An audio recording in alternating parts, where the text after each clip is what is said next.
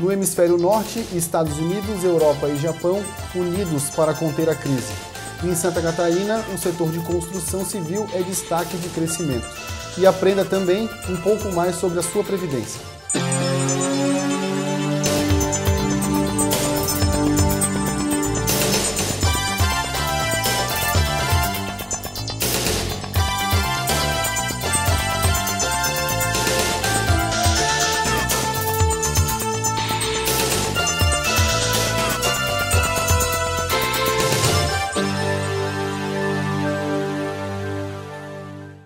Boa noite. Hoje estamos aqui no programa Saber Investir com a presença de Marcelo Mendonça, economista e que vai colaborar hoje com a nossa discussão. Gian, essa semana mais uma notícia para tentar segurar a queda do mercado ou tentar estimular uma alta novamente. O Banco Central dos Estados Unidos, da Europa e do Japão trouxeram mais um movimento de liquidez para injetar recursos na economia. Como é que isso refletiu no mercado? Bem, a gente tem visto aí que essa semana o mercado fechou uma alta considerável, né? 2,5% na semana. Então o mercado apresentou relativos ganhos aí bem interessantes para o mercado não só brasileiro, como o mercado externo da mesma forma. Talvez respondendo um pouco desses estímulos aí que os governos externos acabaram inserindo no mercado, né? Então tivemos alguns dados de peso, que foi a situação do emprego nos Estados Unidos, e da mesma forma a situação da confiança do consumidor, que veio um pouco melhor que o esperado. Então isso aí acabou dando um pouquinho de um tom mais morno, mais tranquilo nos mercados, né? Mas a crise não acabou ainda, né? O consumidor está um pouco mais confiante lá, mas novamente, mesmo com o anúncio do novo plano de criação de emprego do Obama, que não foi aprovado ainda, né? Está no Senado, a quantidade de pessoas que pedem auxílio-desemprego novamente veio acima do esperado, né? Se esperava 414 mil novos pedidos, vieram 447 novos pedidos de auxílio-desemprego, ou seja, a economia lá continua fragilizada. Exatamente, e com essas novas medidas, aí, até que sejam aprovadas, então o mercado vai trabalhar muito na expectativa de novas notícias, novas medidas, novos incentivos, do que pode surgir realmente para deixar essas pessoas um pouco mais tranquilas. E o mercado como um todo, né?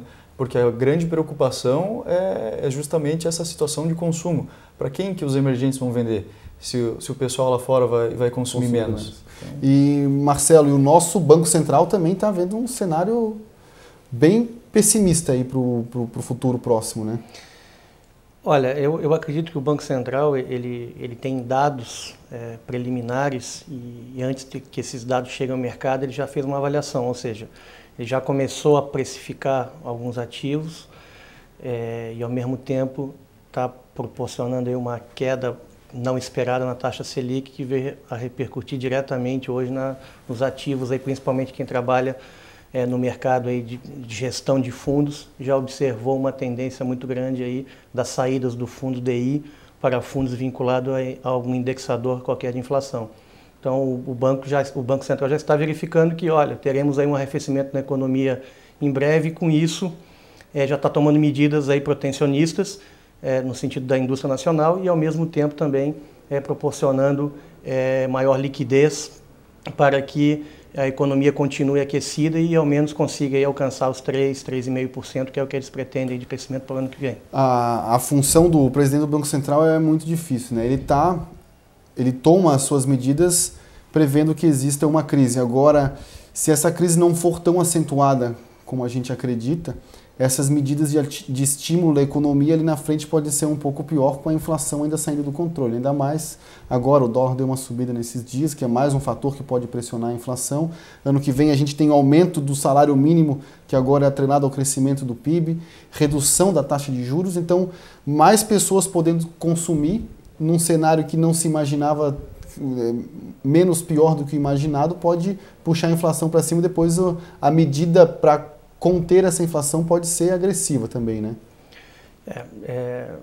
É uma novidade o Banco Central se antecipar aos fatos, né? O que a gente percebe é que ele já está, ele deve ter algum tipo de informação preliminar já do arrefecimento da economia e está tomando uma atitude antes. Geralmente o Banco Central ele é mais passivo, ele espera acontecer e vai fazendo as dosagens, vai calibrando, mas dessa vez ele já está antecipando, lógico, por pelo próprio mercado externo que a gente está observando, a crise tanto na comunidade europeia quanto nos Estados Unidos.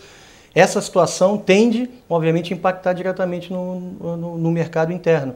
Então, obviamente, ele está tomando, vamos dizer assim, algumas atitudes, né, alguns posicionamentos para evitar que a gente tenha um crescimento pífio aí da economia e venha interferir na política econômica no sentido de evitar novos investimentos quando se aumenta a taxa de juros e tal. Outra medida que o governo tomou essa semana, que a gente tem acompanhado, foi a situação da carga do IPI, né? Em cima das montadoras que não se adequarem à composição de peças aí de produção nacional, né? Justamente para manter a indústria aquecida, não é? E, de qualquer forma, evitar de que empregos não sejam gerados, para que essas indústrias invistam em pesquisa e desenvolvimento, né? E a lei do IPI, eles aumentaram o imposto sobre o carro importado também, o automóvel importado, né? Para proteger a indústria também aqui dentro. Isso, o carro importado acabou ficando de fora desse benefício aí, como se diz, né? Porque não tem como escapar, a grande parte é produzida fora, então já vem teoricamente pronto, né? Algum ajuste ou outro que é feito aqui dentro só para manter de acordo com as normas, mas o consumidor pode observar aí nos próximos meses algum tipo de impacto no preço, apesar de que o governo garante que a ideia não é prejudicar o consumidor com qualquer tipo de elevação de preço. Eles vão fazer um monitoramento em cima do preço dos veículos. A ideia é só para manter a indústria aquecida, né? A ideia do governo é sempre boa. O problema é que essas medidas protecionistas, se no futuro, se essa crise não vier ou quando a crise passar, não forem revistas, a gente corre o risco de, novamente, como a gente teve ali, trazendo para um lado bem extremo, lá antes da época do COR, lá em 1990, 91, ter uma indústria nacional que não é competitiva com o mercado internacional justamente pelo fato de a gente não conseguir importar produtos que podem ser eventualmente melhores. E não saia daí que no próximo bloco nós vamos tirar todas as suas dúvidas sobre previdência.